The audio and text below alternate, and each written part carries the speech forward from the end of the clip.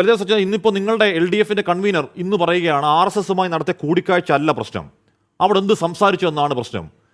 ശ്രീ ബലദേവ് സച്ചിദാനന്ദൻ ഇവിടെ LDFന്റെ കൺവീനർ ആവണ്ട, MV ഗോവിന്ദൻ ആവണ്ട, CPMന്റെ ഒരു ബ്രാഞ്ച് മെമ്പർ പോലും ആവണ്ട. ഇപ്പം നക്ഷത്രാങ്കിത ശുഭ്രപതാക പിടിക്കുന്ന ആശയം മനസ്സിലേറ്റിയ ഒരു SFI പ്രവർത്തകൻ അറിയാം RSSനെ പോയി കാണുന്നത് ഇടതുപക്ഷ രാഷ്ട്രീയത്തിന് വിരുദ്ധമാണെന്നറിയാം. അത് LDF കൺവീനർക്ക് മനസ്സിലാവുന്നില്ല. ADGP MR അജിത് കുമാർ RSSന്റെ പ്രധാനപ്പെട്ട നേതാക്കളെ പോയി കണ്ടു. LDF യോഗത്തിൽ മുഖ്യമന്ത്രി പറയുകയാണ് DGP അന്വേഷിക്കുന്ന അന്വേഷണത്തിൽ ഇതുകൂടി അങ്ങ് അന്വേഷിക്കട്ടെ. പ്രകാശ് ബാബു ചോദിക്കുന്നു ഇന്ന് കൃത്യമായി, ശ്രീ ബലദേവ് സച്ചിദാനന്ദൻ ഇവിടെയുള്ളത് രാഷ്ട്രീയ ആരോപണമാണ്. ഇപ്പോൾ DGP MR അജിത് കുമാർ വിളിച്ച് ചോദിക്കുകയാണ് എന്തിനാണ് നിങ്ങൾ ദത്താത്രേയ ഹോസ്പിറ്റലിൽ കണ്ടത്. ADG അജിത് കുമാർ പറയുകയാണ് ചായ കുടിക്കാൻ വിളിക്കാൻ പോയതാ, അവിടെ തീർന്നു അന്വേഷണം. നിങ്ങളെ പറഞ്ഞ് മണ്ടന്മാരാക്കിയായിരുന്നില്ലേ ഈ മുഖ്യമന്ത്രി ആ LDF യോഗത്തിൽ? ശ്രീ ബലദേവ് സച്ചിദാനന്ദൻ, നിങ്ങളത് കേട്ട് തൃപ്തരായി ഇറങ്ങിയും വന്നു.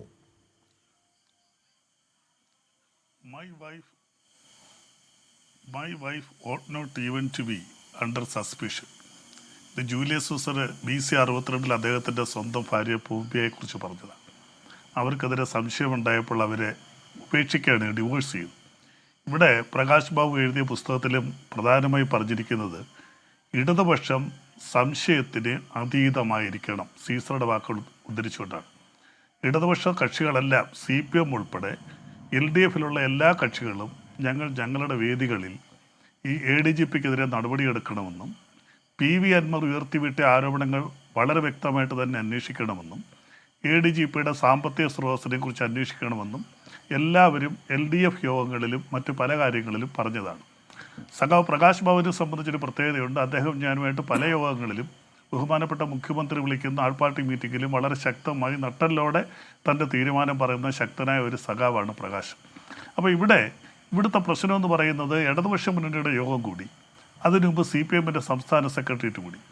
ആ ഇടതുപക്ഷ മുന്നണിയുടെ യോഗം കൂടിയപ്പോൾ എല്ലാ ഘടകകക്ഷികളും ഇതേ അതിർത്തി പ്രകടിപ്പിച്ചു.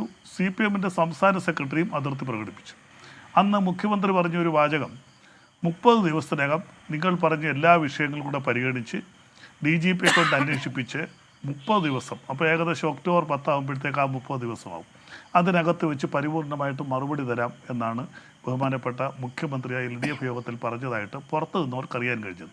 അതുതന്നെ ആയിരിക്കണം പറഞ്ഞതും. LDF കൺവീനർ അതുതന്നെയാണ് പുറത്ത് പറഞ്ഞത്. ആ ഒരു കാഴ്ചപ്പാടുമായിട്ടാണ് ഇടതുപക്ഷ മുന്നണിയും ഇടതുപക്ഷ മുന്നണിയുടെ പ്രവർത്തകരും മുന്നോട്ട് പോകുന്നത്. ഇപ്പോൾ ശ്രീ പ്രകാശ് ബാബു അടിവരെ ഇട്ടുകൊണ്ട് അദ്ദേഹത്തിന്റെ ലേഖനത്തിൽ കാഴ്ചപ്പാടിൽ LDF തൃപ്തരാവുന്നത് എങ്ങനെയാണ്? തീർച്ചയായിട്ടും ഞാൻ പറഞ്ഞു ആലോചിച്ച് നോക്കൂ ശ്രീ ബലദേവ് സച്ചിദാനന്ദൻ, ഇവിടെ RSSകാരാൽ സംഘപരിവാരത്താൽ കൊല ചെയ്യപ്പെട്ട രക്തസാക്ഷി കുടീരങ്ങളിൽ ചെന്ന് രക്തസാക്ഷി സിന്ദാബാദ്, ഇല്ല മരിക്കുന്നില്ല ജീവിക്കുന്നു ഞങ്ങളിലൂടെ എന്ന എല്ലാ വർഷവും ഈ രക്തസാക്ഷി ദിനാചരണം നടത്തുന്ന CPMകാരാണ്. ആ രക്തസാക്ഷി കുടീരത്തിൽ പോയിട്ട് വരുന്നവർ RSSുമായി പോയി കൂടിക്കാഴ്ച കണ്ടാൽ കുറ്റമില്ല, അവിടെ സംസാരിച്ച് എന്താണെന്ന് അറിയുന്നതാണ് കുറ്റം എന്ന് പറയുന്നത് ആരാണ്? LDF കൺവീനറാണ്, S സുരേഷ് അല്ല. എന്തോ ഒരു രാഷ്ട്രീയ ശൂന്യതയാണ് നിങ്ങൾക്ക് ശ്രീ ബലദേവ് സച്ചിദാനന്ദൻ. ഞാനൊന്ന് പറഞ്ഞോട്ടെ ഹാഷിമെ, അതായത് RSSന്റെ നേതാക്കന്മാരുമായിട്ട് പോയി കണ്ടത് തെറ്റാണെന്ന് ഞാനും പറയുന്നില്ല. ഇവിടെ ഇരിക്കുന്ന എൻ്റെ സുഹൃത്തുക്കൾ ജ്യോതികുമാറോ ഉല്ലാസോ ആരും പറയില്ല, ഹാഷിവും പറയില്ല. ആരെയും പോയി കാണാം. ഇവിടെ കോൺഗ്രസിൻ്റെ നേതാക്കന്മാരും കമ്മ്യൂണിസ്റ്റ് പാർട്ടിയുടെ നേതാക്കന്മാരും പലപ്പോഴും RSSന്റെ പല നേതാക്കന്മാരെയും പോയി കണ്ടിട്ടുണ്ട്. പക്ഷേ എന്തിനു കണ്ടു എന്നുള്ളതാണ് ചോദ്യം. സംഭാഷണമാണെങ്കിൽ അത് പ്രശ്നം. അതായത് ഇടതുപക്ഷം ഭരിക്കുന്ന കേരളത്തിൽ CPM നേതൃത്വം നൽകുന്ന ഒരു സർക്കാരിൽ, CPMന്റെ PB അംഗം മുഖ്യമന്ത്രിയായിരിക്കുന്ന ഒരു സർക്കാരിൽ അതിന്റെ പോലീസ് സംവിധാനത്തിന്റെ ഏറ്റവും പ്രധാനപ്പെട്ട രണ്ടാമൻ ദത്താത്രേയ ഹോസാബലെ വിളിക്കുമ്പോഴേക്കും അങ്ങോട്ടേക്ക് കണ്ടാൽ ഒരു കുഴപ്പമില്ല, കുറ്റമില്ല, അങ്ങനെയാണോ? തീർച്ചയായിട്ടും അത് അദ്ദേഹത്തിന്റെ വ്യക്തിപരമായ ഒരു സന്ദർശനമാണെങ്കിൽ നമുക്കത് എതിർക്കാൻ പറ്റൂ. MR അജിത് കുമാർ വ്യക്തിയല്ല സർ. MR അജിത് കുമാർ വ്യക്തിയല്ല sir. MR Ajith Kumar ADGP ആണ്. MR അജിത് കുമാർ വ്യക്തിയല്ല, MR അജിത് കുമാർ ADGP ആണ്. ആ ADGP ഭരിക്കുന്ന സംസ്ഥാനം ഭരിക്കുന്ന പാർട്ടിയുടെ പേര് CPM എന്നാണ്. അല്ല, ഞാൻ CPM അല്ലെങ്കിൽ അല്ല. ഒരു വ്യക്തിക്ക് ഔദ്യോഗിക സ്ഥാനത്തിരിക്കുമ്പോൾ ഔദ്യോഗിക പരിവേഷവും അല്ലാത്തപ്പോൾ, ഞാനൊന്ന് പറഞ്ഞോട്ടെ, a system of rules that explain how to behave in formal situation, that is protocol. ഇതൊരു ഫ്രഞ്ച് വേർഡാണ്. അപ്പോൾ ഒരു ഫോർമൽ എന്ന് പറഞ്ഞാൽ ഔദ്യോഗികമായ കാര്യങ്ങളിൽ എങ്ങനെയാണോ പെരുമാറേണ്ടത് അതാണ് പ്രോട്ടോകോൾ എന്ന് പറയുന്നത്. അനൗദ്യോഗിക ഞാനും ഇരുന്നിട്ടുണ്ട് 5 വർഷം സ്റ്റേറ്റിൽ വലിയൊരു സ്ഥാനത്ത് ഞാൻ ഇരുന്നിട്ടുണ്ട്. അനൗദ്യോഗിക യാത്രകളിൽ ഞാൻ എൻ്റെ കാറും PA ഒന്നും ഉപയോഗിക്കാറില്ലായിരുന്നു. അതിന് പാർട്ടിയുമായിട്ടൊന്നും ഒരു ബന്ധവുമില്ല. ഇവിടെ ഞാനൊന്ന് ചോദിച്ചോട്ടെ, ഇവിടെ കോൺഗ്രസ് ശരി ഇടതുപക്ഷത്തിൻ്റെ കാര്യം പറഞ്ഞു, ജ്യോതികുമാർ ഉടർപ്പുണ്ട്.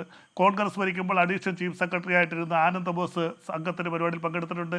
TP സെൻകുമാർ DGP പങ്കെടുത്തിട്ടുണ്ട്. NK പ്രേമചന്ദ്രൻ പാർലമെന്റിന്റെ ക്യാന്റീനിൽ, ബലദേവ് സച്ചിദാനന്ദൻ NK പ്രേമചന്ദ്രൻ പാർലമെന്റിന്റെ ക്യാന്റീനിൽ രാജ്യത്തിന്റെ പ്രധാനമന്ത്രി ചായ കുടിക്കാൻ വിളിച്ചപ്പോൾ അവിടെ പോയി തലയിൽ മുണ്ടിടാതെ പരസ്യമായി ക്യാമറകൾക്ക് മുന്നിൽ പോയി നിന്ന് അവിടെ ചായ കുടിച്ച NK പ്രേമചന്ദ്രനെ സംഖ്യയാക്കി അല്ലേ? അദ്ദേഹം BJP-യിലേക്ക് പോകുന്നവനാക്കി, അദ്ദേഹത്തെ അധമനാക്കി. അപ്പോൾ ഒന്നാന്തരം കാപട്യമല്ലേ സാർ ആ വർത്തമാനമൊക്കെ നിങ്ങൾ പറഞ്ഞത്? അതിനുശേഷം പറഞ്ഞ സംഘവിരുദ്ധതയും ഒന്നാന്തരം കാപട്യമല്ലേ?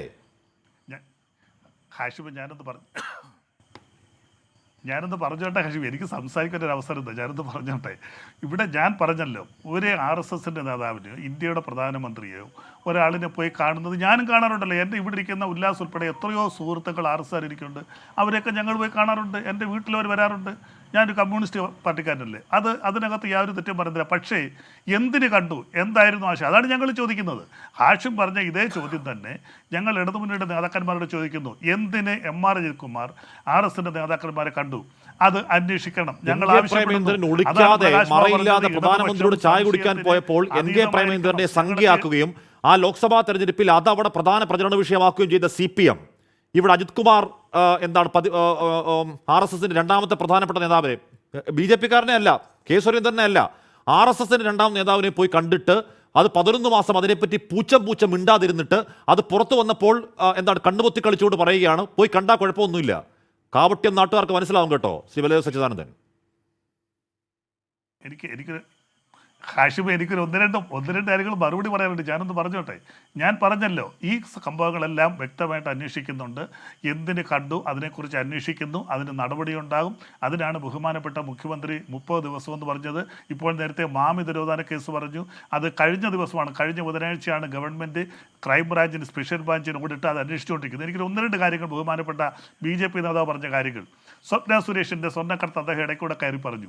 ഇത് എൻ്റെ പൊന്നു സുരേഷ്, ഇത് ഉല്ലാസ്, സുരേഷ്, ഇത് ആരാ അന്വേഷിക്കുന്നത്? 5 വർഷം നിങ്ങളുടെ കേന്ദ്രത്തിൻ്റെ വിവിധ ഏജൻസികൾ അന്വേഷിച്ചു. ഇതുവരെ എന്തെങ്കിലും തെളിവ് നിങ്ങൾ കൊണ്ടുവന്നു? സുരേഷ് ഇപ്പോൾ ഇരുന്നുകൊണ്ട് പറയാം ഇത് കേന്ദ്ര ഏജൻസിയെ കൊണ്ട് അന്വേഷിക്കണം. നിങ്ങൾ അന്വേഷിച്ചിട്ട് എന്ത് കാര്യങ്ങളാണ് ഇവിടെ തെളിവ് കൊണ്ടുവന്നിട്ടുള്ളത്? പിന്നെ IAS IPS ഓഫീസർമാർ, അവർക്കെതിരെ അന്വേഷിക്കാൻ വ്യവസ്ഥയുണ്ട്. ഏത് കേഡറിൽ അവർ ജോലി ചെയ്താലും ദേശദ്രോഹപരമായ പ്രവൃത്തികൾ വന്നാൽ NIA-ക്ക് അന്വേഷിക്കാം. നിങ്ങൾ തന്നെ ആരോപിക്കുന്നത് എന്താ? സ്വർണ്ണക്കള്ളക്കടത്തിൽ ഈ പറയുന്ന ADGP-ക്ക് ബന്ധമുണ്ട്. നിങ്ങളുടെ ഉത്തർപ്രദേശിലൊരു സീനിയർ IAS ഓഫീസറെ CBI അറസ്റ്റ് ചെയ്തല്ലോ. എന്തിനാണ് അറസ്റ്റ് ചെയ്തത്? അദ്ദേഹത്തിന് ബ്ലാക്ക് മണിയുമായിട്ട് ബന്ധമുണ്ടായിരുന്നു. NIA-ആണ് അറസ്റ്റ് ചെയ്തത്. അപ്പോൾ അതുകൊണ്ട് ഈ ADGP-ക്കെതിരെ അന്വേഷണം എടുക്കാം. സ്വപ്ന സുരേഷുമായി ബന്ധമുള്ള കേസിൽ ഒരു IAS കേഡർ കിട്ടിയ ആളിനെ അറസ്റ്റ് ചെയ്തല്ലോ. ഒരു മണിക്കൂർ ചർച്ച നടന്ന ആൾക്കെതിരെ കേന്ദ്രം അന്വേഷിക്കുമോ? അതൊക്കെ എന്താണ് പറയുന്നത്?